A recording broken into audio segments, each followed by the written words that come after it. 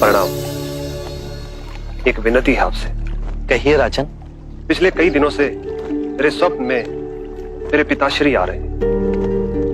मैंने ब्राह्मणों से भी इसका अर्थ पूछा तो उनका कहना था कि तुम्हारे पिताश्री को शांति नहीं मिली, उनके लिए पूजा करनी होगी, यज्ञ संपन्न करना होगा। आप तो परम ज्ञान का स्वरूप है, तो विनती है आपसे कि पूजा विधि आप ही के हाथों से हो, जो मेरे पिताश्री तक पहुंचे, उन्हें मुक्ति मिले, जीवन मरण के इस चक्र से वो मोक्ष पाले। अवश्य राजन। आप मिट्टी के 2 घड़े मंगवाइए, एक में घी भरवाइए और एक घड़े में कंकड़ पत्थर भरवाइए,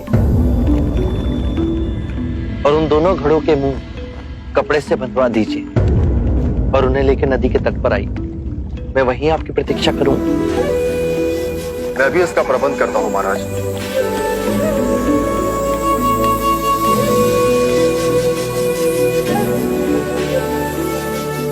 महाराज, अब आप इन दोनों घड़ों को पानी में डाल दीजिए।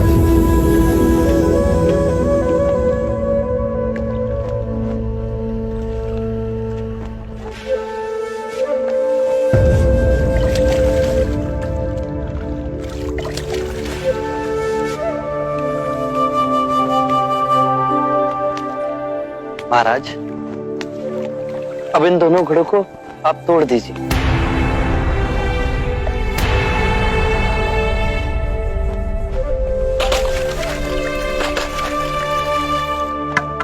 महाराज, अब आप ध्यान से देखिए कि ऊपर उठ पानी पर तैरने लगा। अब बताइए, मेरे या किसी और के पूजा पाठ करने से क्या यह घी नीचे बैठ सकता है? असंभव।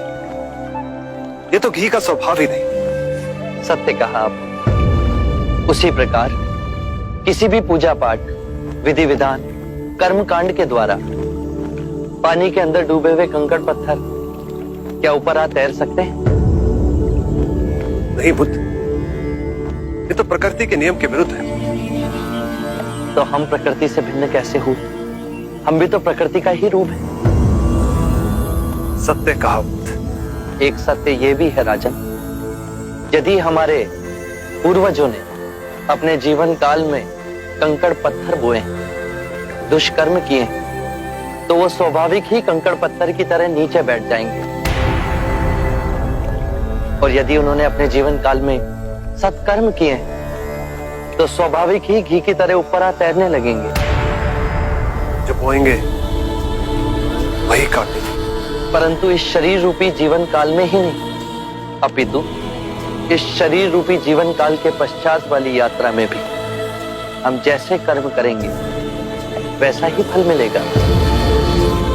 अब बताइए, इस प्रकृति के नियम को कोई पूजा पाठ, कर्म कांड, विधि विधान, यज्ञ हवन मिटा सकता है? राजन, मैं भी इसको नहीं बदल सकता। केवल अच्छे कर्म ही मनुष्य की मुक्ति का द्वार खोलेंगे। एक ऐसी तलवार है आपके हाथ में जो एक क्षण में सारे झूठ काट केवल ज्ञान को प्रकाशित करती है। ना जाने कितने जन्मों और भटकता में यदि आपकी कृपा ना होती, इस एक क्षण में आपने अपनी अदृश्य तलवार से मेरे अहंकार का सर भी काट दिया। धन्य है प्रभु।